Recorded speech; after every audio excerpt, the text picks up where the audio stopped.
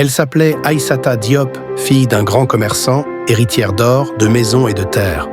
On disait qu'à sa naissance, les oiseaux avaient cessé de chanter pour mieux la regarder. Quand elle passait dans les rues sablonneuses de l'île, même les vagues du fleuve semblaient en s'arrêter.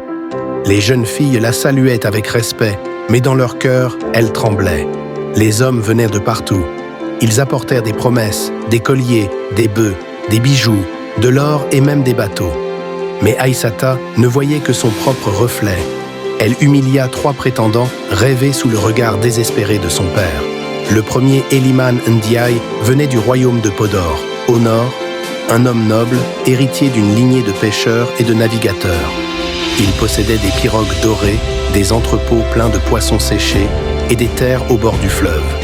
Il arriva à Saint-Louis dans une grande barque, accompagné de griots et de danseurs. Il apporta à Aïssata un collier fait de dents de lamentin, symbole de royauté. Mais quand il lui parla d'amour, elle éclata de rire. « Ton fleuve sent le poisson, dit-elle.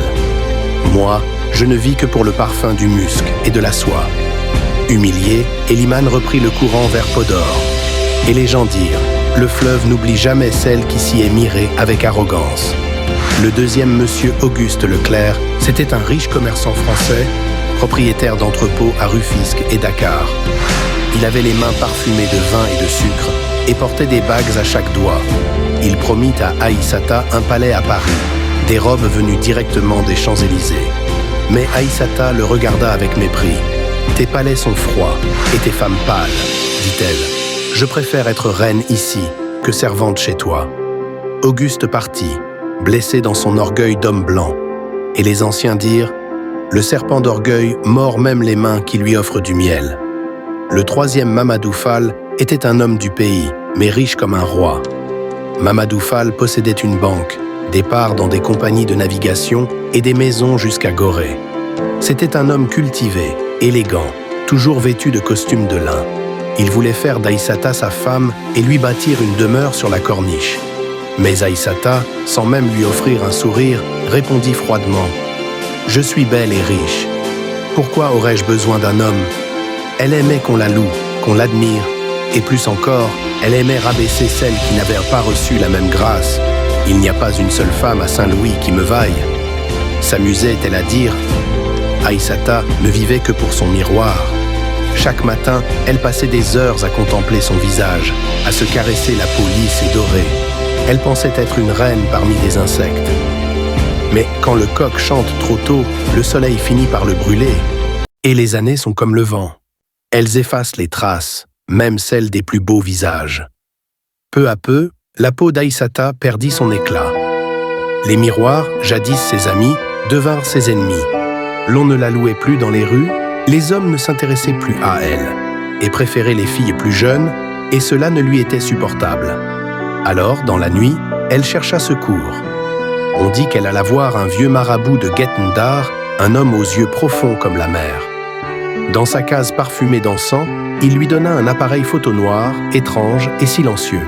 « Quand tu auras 40 ans, dit-il, et que tu prendras une photo avec une fille de 20 ans, après 7 jours, c'est toi qui redeviendras jeune et qui auras 20 ans, et elle qui portera ta quarantaine d'années. Mais souviens-toi, la beauté volée n'apporte jamais la paix. » Aïssata sourit. Elle entendit la promesse, mais pas l'avertissement. Sa première victime fut Mariem la danseuse. Ses pieds dansaient comme le vent sur le sable, son rire faisait tourner les têtes. Aïssata l'invita dans sa grande maison pour un dîner. Elles rirent, posèrent ensemble, clic. 7 jours plus tard, Mariem boitait comme une vieille femme et Aïssata rayonnait de nouveau. Mais quand tu manges seul ton miel, attends-toi à avaler aussi les abeilles. La deuxième fut Ndeye la modiste. Elle cousait les plus belles robes de Saint-Louis avec des doigts fins et un cœur pur. Aïssata lui demanda une robe de mariée pour un futur amour. Elles posèrent ensemble, clic. 7 jours plus tard, Ndeye perdit sa jeunesse et sa voix. Et Aïssata parada dans la ville, drapée dans sa robe de dentelle, comme si le temps s'était inversé pour elle seule. Et la troisième fut Sokna, la vendeuse de fleurs, petite fille au rire parfumé de jasmin. Aïssata lui acheta toutes ses fleurs et la convainquit de poser pour faire une belle affiche. Elles posèrent, clic. Une semaine plus tard, Sokna avait le visage d'une grand-mère. Et Aïssata, encore une fois, buvait le vin de la jeunesse. Mais toutes ces jeunesses volées ne passaient pas inaperçues. L'on commençait à se demander comment de si belles jeunes filles pouvaient-elles vieillir aussi vite. Et surtout comment Aïssata, qui avait déjà 90 ans, pouvait encore avoir le visage d'une jeune fille. Devant ces questions, les théories se multiplièrent, donnant naissance à des ragots qui s'étendirent dans toute la ville de Saint-Louis. Certains furent le rapprochement entre le vieillissement des jeunes filles et Aïssata, car chacune de ces jeunes filles avait eu un contact avec Aïssata avant de vieillir. Ils dirent donc que Aïssata était un être maléfique, c'est pour ça qu'elle ne vieillissait pas et qu'elle se nourrissait de la jeunesse des plus belles filles. D'autres ne furent pas un aussi long raisonnement.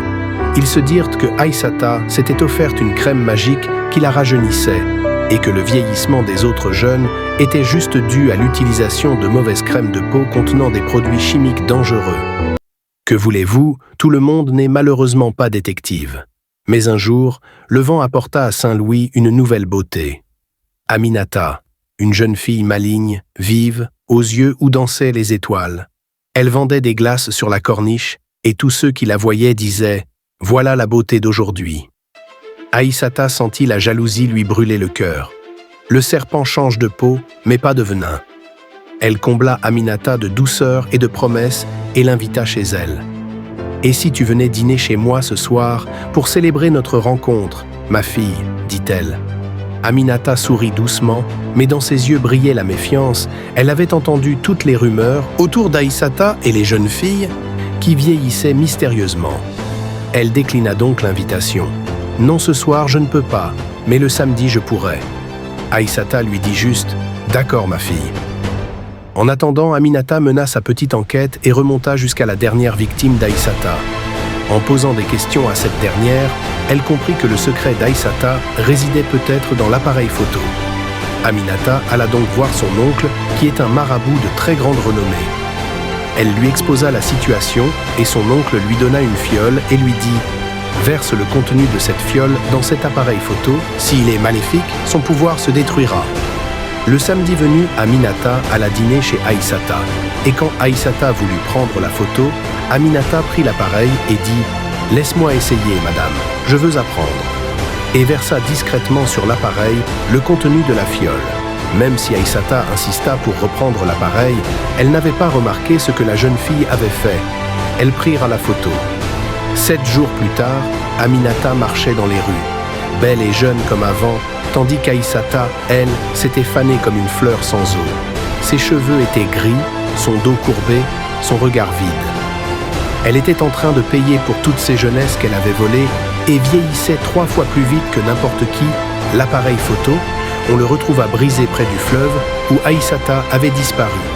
Depuis ce jour, les anciens disent « La beauté sans bonté est comme un tambour sans peau. Il fait du bruit, mais ne chante pas. Celui qui vole la lumière d'autrui finit par se perdre dans sa propre ombre. » Et quand le vent souffle sur le pont faille d'herbe, on raconte qu'on entend une voix de femme murmurer « Je suis belle, je suis belle ». Mais le fleuve ne répond plus. Le conte est fini, mais la leçon demeure. Abonne-toi et like pour plus de sagesse africaine.